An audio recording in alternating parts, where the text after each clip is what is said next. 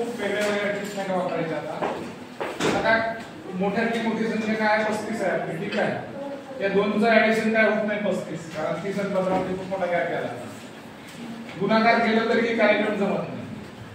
अशा वेळेस नाही का फार वेगळ्या वेगळ्या ट्रिक्स वापरावं लागतात. समजा नाही का आपल्याला अशा काय करावं लागेल, या दोनचा समजा जर बेरीज केली आपण 35 आणि 15 5 5 10 1 4 5 50 यायला लागली, 30 यायली का?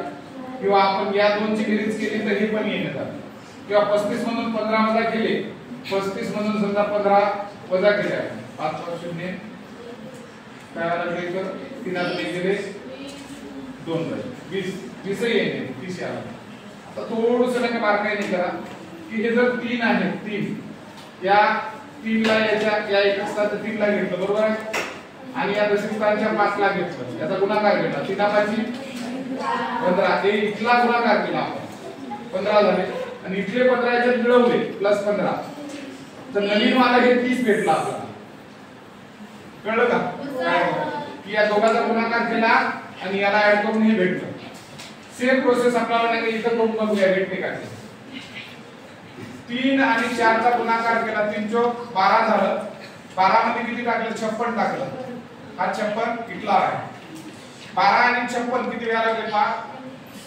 6 2 8 आणि 1 5 6 म्हणजे 68 इथं आहे. कळलं काय व्हायला?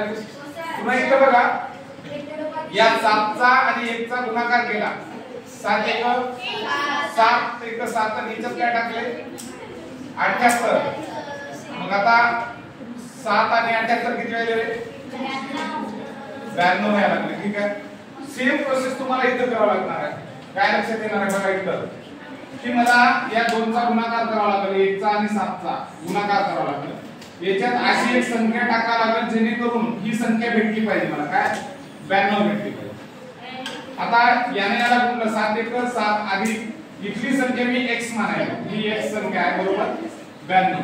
आता x बरोबर या 92 मधून हे 92 नाही 19 भेटलं पाहिजे. काय भेटलं पाहिजे?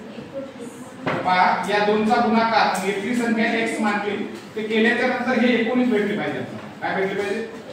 19. आता बघा इथले जर 19 असतील ते 7 प्लस वाले आहेत, इकडे गेल्यावर काय झाले? मायनस. 19 मधून 7 गेले किती राहिले? 12. काय राहिले? तर इथलं उत्तर येणार आहे 12. आपल्या इथे कुठे बघा कळालं का काय झालं ते? या दोन अंकांचा गुणाकार केला बाळांनो, ही संख्या त्या गुणाकारात ऍड केली, हा भाग भेटला आपल्याला. इथं पण या दोन अंकांचा गुणाकार केला, त्याच्यामध्ये गुणाकारामध्ये खालची संख्या टाकली आणि मग ऍडिशन झाल्याच्या नंतर हा भाग भेटला आपल्याला.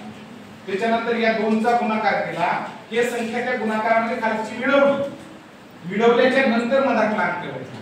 कळतं? मग हीच प्रोसेस तुम्हाला इथं करायची होती. आता इथं करत असताना गोंधळ येतं काय की आपल्याला कळत नाही की मांडणी कशी करायची. थोडंसं लक्ष द्या की मांडणीच आपल्याला महत्त्वाचं आहे. आता सर आम्ही इथला या दोन अंकाचा गुणाकार करू शकतो, 1 गुणिले 7 केलं सर तुम्ही म्हणले तसे, पण मग इथला अंक टाकायचा, इथला अंक टाकायचा काय, तुम्ही इथला x नावाचा अंक टाकायचा म्हणालो, मला माहित नाही कुठला आहे तो शोधायचा आहे ना, x मानला आणि मग त्याची बेरीज काय झाली बाळांनो?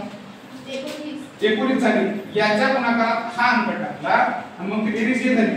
आता काय करायचं? x बरोबर 19 आणि हा 7 1 हा प्लस वाला 7 तिकडे गेल्यावर मायनस 7 आणि 19 मधून 7 गेल्यावर तिकडे 12. आता आपल्याला ते उत्तर पाहिजे तिथे 12. ते x बरोबर 12 भेटले की ते 12 इथे घ्यायचा. कळलं का?